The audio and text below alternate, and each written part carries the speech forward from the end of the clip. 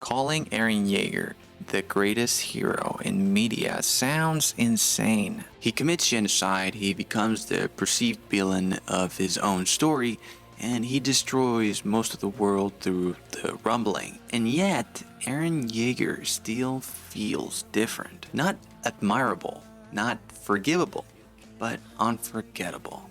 In a landscape full of sanitized heroes and consequence-free morality, Eren stands out as something far more unsettling. A corrupted hero in the classical sense, a modern-day Macbeth, a man burdened with so much knowledge of future events that he becomes incapable of living in the present. Eren doesn't simply predict the future, he is imprisoned by it. Every choice he makes is already haunted by what he knows will come next. Freedom, the very thing he obsesses over since the beginning of the series, becomes unreachable the moment he sees it laid out in advance. It's the perfect paradox. A man who becomes humanity's greatest enemy, yet one we understand from the very beginning. We know his anger, his fear, his desperation, his contradictions. We watched him grow up in a world that despised him, but not for his actions, but for his birth, for belonging to a racist history that had already been condemned. A world that taught him, again and again, that survival would never be granted, only taken. So when people ask, was Eren right? They're kind of missing the point a little bit.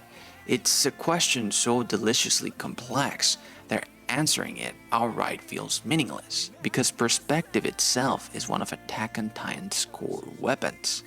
Every side believes itself justified.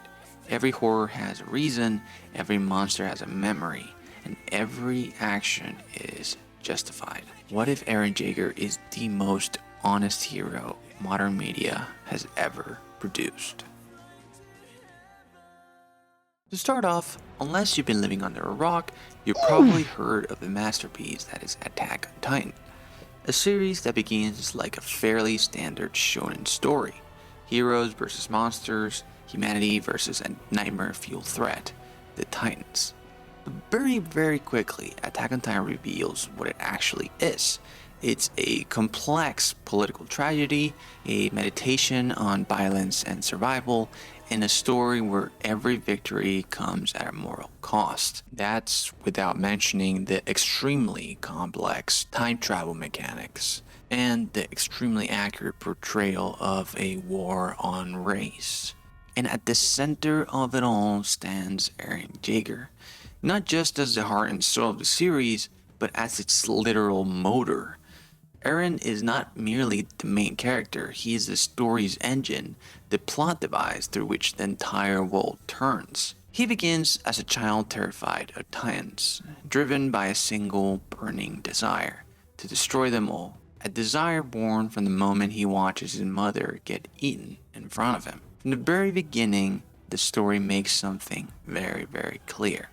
There are two antagonistic forces that will persist until the very end in Attack on Titan. The Titans themselves, and the cruel, hostile, relentless world that wants Eren and his people inexplicably erased. Eren and his friends, Mikasa and Armin, grow up believing they are safe inside the walls, sheltered, protected, that the walls just appeared and God put them there so that they can shield from the hostile world outside. Until they learn the truth, that the walls are not freedom, they are a cage. And this is a very important metaphor for Attack on Titan until the very end.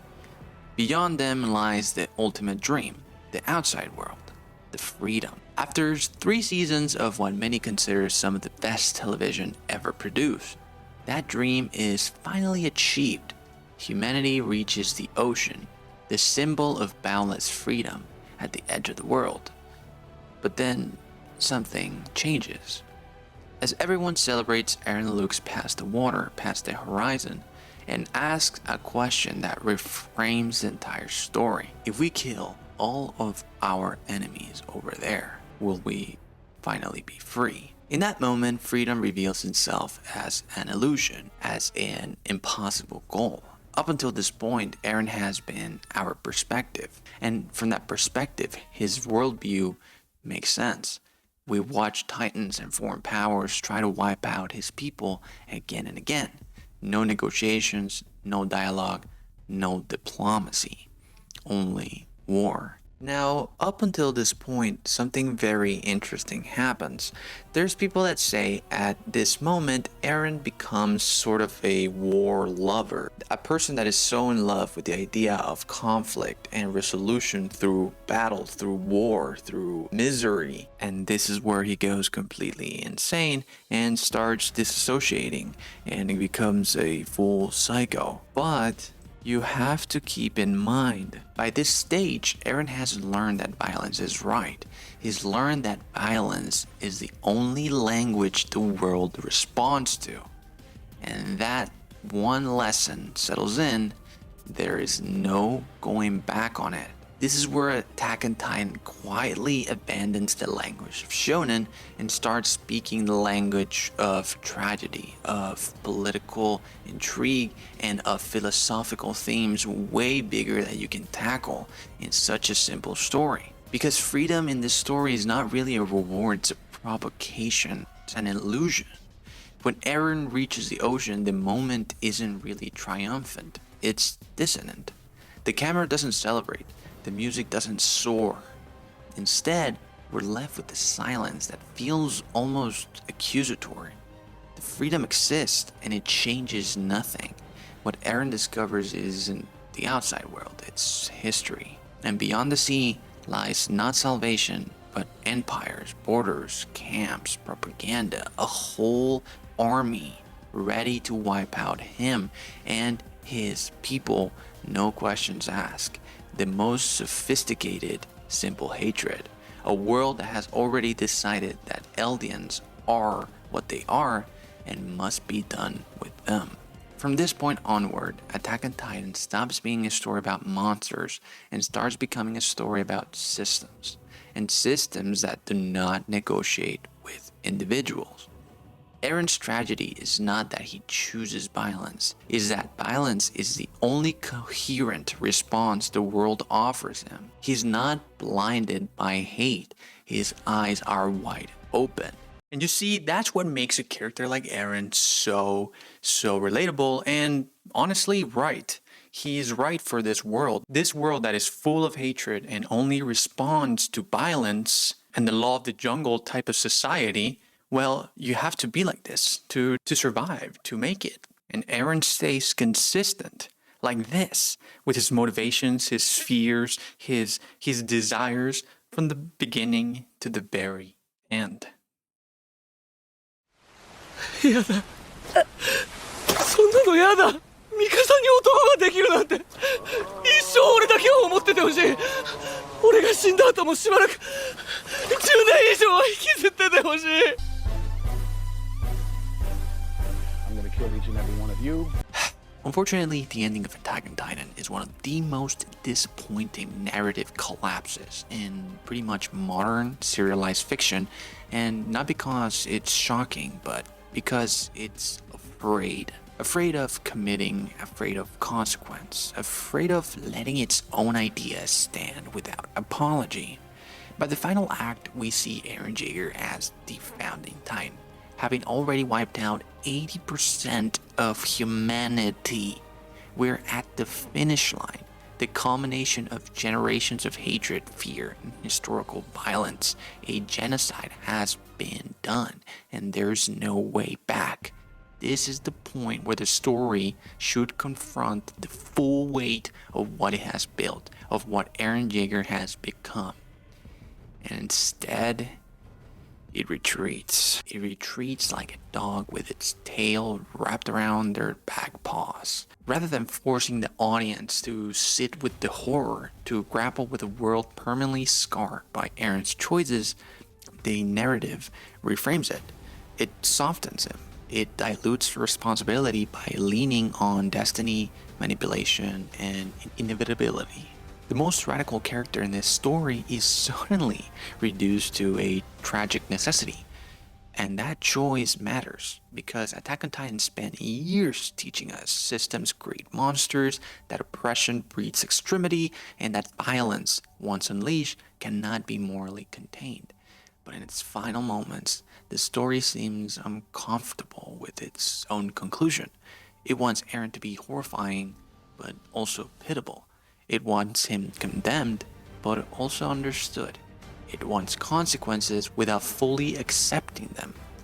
And don't get me wrong, I actually like the idea that dictators are, at their core, frightened people sitting on powerful thrones. That once you strip away the myth, the symbolism, the uniform, what's left is fear, panic, a child lashing out when cornered. That idea can work, but here it really doesn't. Because in Attack on Titan, this revelation comes at the cost of coherence. By the end, Eren Yeager's motivation is abruptly reframed, reduced to something smaller, more personal, and far less convincing. The suggestion that he did everything for Mikasa doesn't deepen the tragedy, it cheapens it. From the very beginning, Eren and Mikasa are framed less as lovers and more as family. Their bond is intimate, protective, deeply emotional, but not meaningfully romantic. Mikasa's feelings are present, yes, but they're very subtle, one-sided, and never really develop into any kind of relationship that could possibly justify the scale of Eren's actions. There is no emotional groundwork laid for this turn, no narrative investment proportional to this importance. As a result, the reveal doesn't really feel tragic, it just feels inconsistent.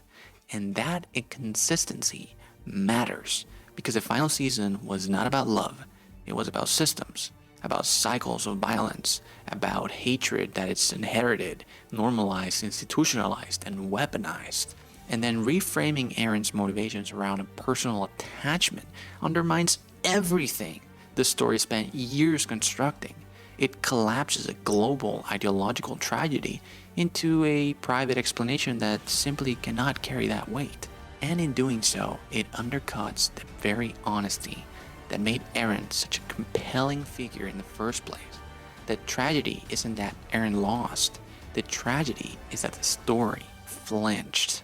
It looked at the full implications of its own ideas and just chose not to follow them to the very end. Left Eren hanging and really feeling like a loser. Thank you for watching.